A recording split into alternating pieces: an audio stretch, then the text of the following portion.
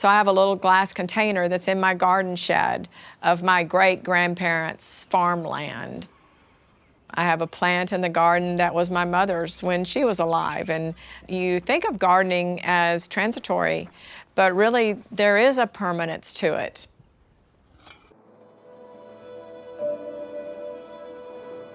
Before we built this house, we lived in a pretty crowded little neighborhood in Austin.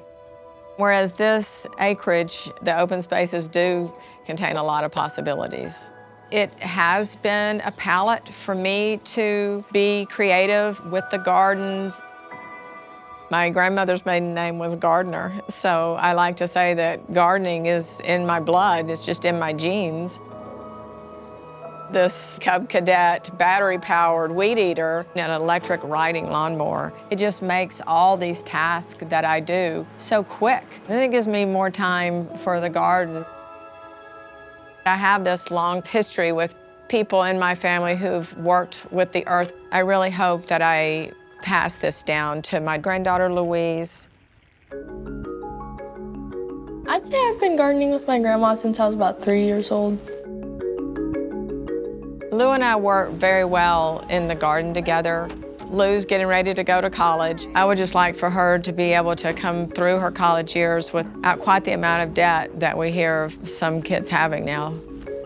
And so we're always looking for ways for her to earn a little more money for her college fund.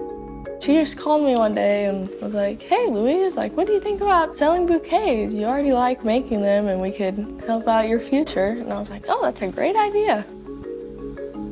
From the planning and the creative part to the planting of the seedlings, laying out how we want the garden to look. It's just been a joy watching her discover, you know, this little creative side, this creative outlet.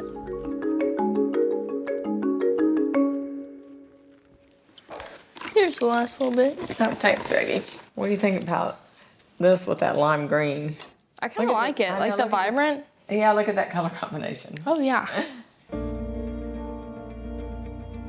I love that she and I will have had this special time to bond before she takes this leap and starts off into her adulthood. I definitely think we've gotten closer from working in the garden together. In the future, when I come back from college in the summer, definitely think I'll come and help out and pick bouquets. And I think I'll probably steal some cuttings of her plants so that I can, you know, grow them at my own place. Just a little reminder to be grateful for her and that I'm from a long line of women who garden, a little, you know, token of love. Having a piece of my garden in Lou's hands, I love the idea that that keeps rolling down through the generations.